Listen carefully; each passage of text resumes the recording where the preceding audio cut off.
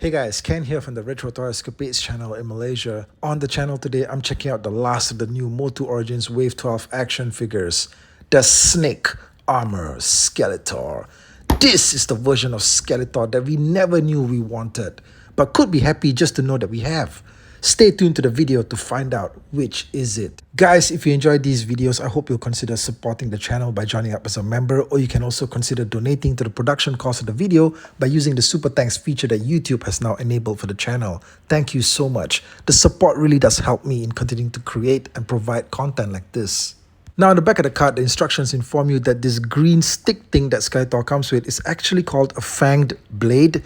And after fitting it into his hands, you twist Skeletor into powerful battle positions. Anytime you see those words, you know that it's all she wrote. There's nothing else that the figure can do except just to be twisted and shaken about.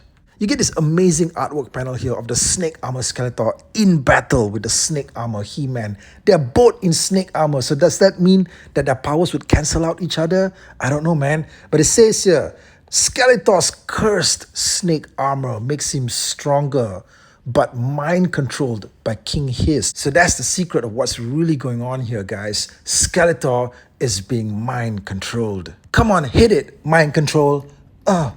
Mind control. Oh yeah. Anyway, I'm glad they cleared that up because I was wondering if Skeletor was putting on this snake armor as a means to battle King Hiss and the Snake Man, but no. It turns out he's just being possessed to serve their bidding. Anyway, all in all, I do feel that this is one of the best Skeletor variants they've put out so far for Origins. The all-new head sculpt is very nice. I love the detail work on the helmet. I'm not sure if it's supposed to be a snake-designed headgear or if Skeletor is wearing the head of an actual snake. Now, a lot of comments online saw that fans want the snake headdress to be removable. Sadly, it is not. Okay, you see how they could have made it a separate piece, and it seems like it is, all right, but instead, it's glued, so that sucks a whole bunch, all right? It's just glued to the entire top of his head, but, what can you do? I think that the one real issue that I have here is with the paint applications on his mouth and teeth. They should have defined these areas a lot more. It would have made the sculpt stand out better. As it is, the whole section of his face right here looks mostly yellow, and you really need to stare to see the details on his mouth. The main selling point of this figure is the mega-sized snake armor that Skeletor wears. Now that's what he's called, and that's what he's showing off. The snake armor. The design of the armor is fucking fantastic.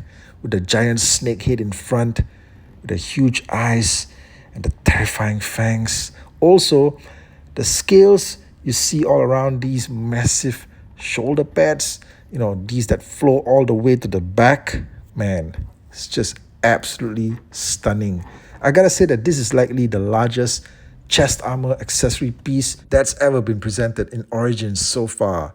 Now, the fanged blade that he comes with has a pretty disappointing look, especially when you measure it against the more double-bladed sword design that the original 2002 version had. Here, it kind of looks more like a staff or a stick weapon of some kind. But what I do like about it are the green paint apps. Okay, these are fantastic. It just makes the whole set look so crazily colorful. Now, the shield is another total winner. It's got an all-new design that we've never seen before in Origins.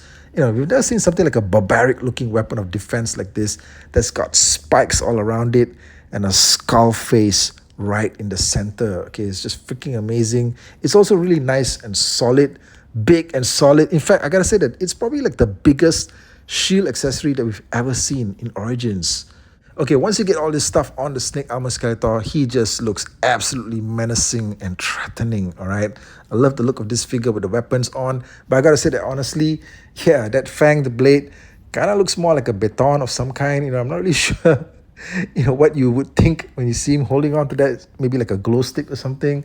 But yeah, I mean, the green works, I have to say, and the shield looks fantastic, okay, with him holding on to it like this. Sadly, the shield only fits onto one arm, okay, because he's got the one grip hand, and the other one's like the exposed hand, the open hand for him to fit onto the shield. So, that's the only way you can pose this figure. So it's a bit limiting, but it still looks great. Now, here's the Snake Armor Skeletor in comparison with the 2002 Skeletor that came out in Wave 9 of last year. And you know what? The thing that I like about these 2002 Skeletors is that I feel that they got the skin tone just right. Okay? It's not overly blue. It's sort of like a purplish blue, if you think about it. And yeah, I mean, it just looks great on Skeletor. Now, both of these figures, right, they're in the same continuity.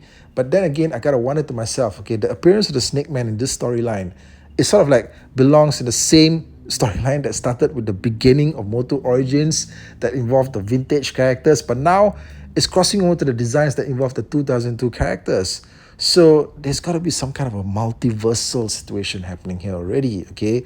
But what is it, okay? How is the 2002 version of Skeletor now interacting with the Snake Man characters that are invading the same MOTU Origins world that we've been collecting since Wave 1, okay? I mean, you tell me, right? There's got to be a story there. But when you compare these figures, all right, up close, well, you can see basically what I was talking about here. The 2002 version of Skeletor that came out Wave 9 had a more defined mouth area. I kind of wish they went with that look for this Skeletor's face, all right? Because the Snake Armor Skeletor has a very different look, but a more obscured mouth section. The rest of the figure is basically the same, more or less. I mean, it's got the same overall body. The bracelets on both arms are the same as well. As you work your way down, it's got the same loincloth. When you work your way down even further to the armor that's on the shin, you'll notice that the armor is a little bit different. Technically, it's the same, but the one that's on the Snake Armor Skeletor doesn't have the red colored gems, okay? The red colored gems are just glossed over with blue paint, right? So that's the one difference, okay? Sometimes it's enough, okay, to make it a variant of sorts. Now, I do feel that the Snake Armor Skeletor head is just a little bit too big, especially with the snake headdress on. So, when you mix and match it with other Skeletors, it really doesn't look good. Okay, it just looks way too oversized. It needs to be with the correct figure, which is like the only figure that is supposed to be with the one with the snake armor on. However, the snake armor does look great, okay, when you flip it around and mix and match it with some other figures like here with the anti-Tenor He-Man, right? The snake armor has got some potential, okay? So I feel that, that's one of the key reasons to actually grab this figure, to use the armor to fit it onto other figures and, make them sort of like get possessed too. Guys, this is overall a very solid Skeletor variant release. I feel that it's one of the standouts from this particular wave. One of the better Skeletors that we've seen in a very long time. I do want to know what you guys think about it. Let me know in the comment section. Hit me up right there. And I'll catch you guys again real soon with more content right here. Thank you and take care.